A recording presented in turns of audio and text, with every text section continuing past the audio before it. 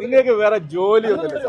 രാവിലെ തന്നെ വേറെ ഭാരതീയ ജനതാ പാർട്ടിയും ദേശീയ ജനാധിപത്യ സഖ്യവും എന്താണെന്ന് അറിയാത്ത രീതിയിലാണ് നിങ്ങൾ ഈ 3 ദിവസമായിട്ട് ഈ തുള്ളിക്കൊണ്ടിരിക്കുന്നത്. ഞാൻ പറഞ്ഞല്ലോ, ഇത് മാധ്യമങ്ങൾ നിരാശരാവേണ്ടി വരും. നിങ്ങൾ വൈകുന്നേരം ഈ യോഗം കഴിഞ്ഞിട്ട് വരിക. ഇന്നത്തെ യോഗം എന്ന് പറയുന്നത് സജീവാംഗത്വത്തെക്കുറിച്ചും പ്രാഥമിക അംഗത്വത്തെക്കുറിച്ചും മാത്രമുള്ള ചർച്ചയാണ്. നിങ്ങൾ എന്തൊക്കെയാണ് എഴുതി വിടുന്നത്?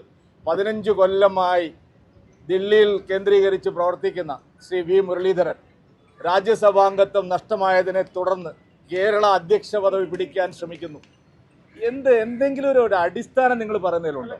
ഈ രീതിയിലുള്ള ചവറ് വാർത്തകളുമായിട്ടാണ് രാവിലെ തന്നെ നിങ്ങൾ വന്നിരിക്കുന്നത്. ഞങ്ങളെ പാർട്ടിയിൽ എന്താണ് ഒരു ചവറ് ഇതിന് ചവറ് വാർത്തകളുമായിട്ടാണ് നിങ്ങൾ 3 ദിവസമായിട്ട്.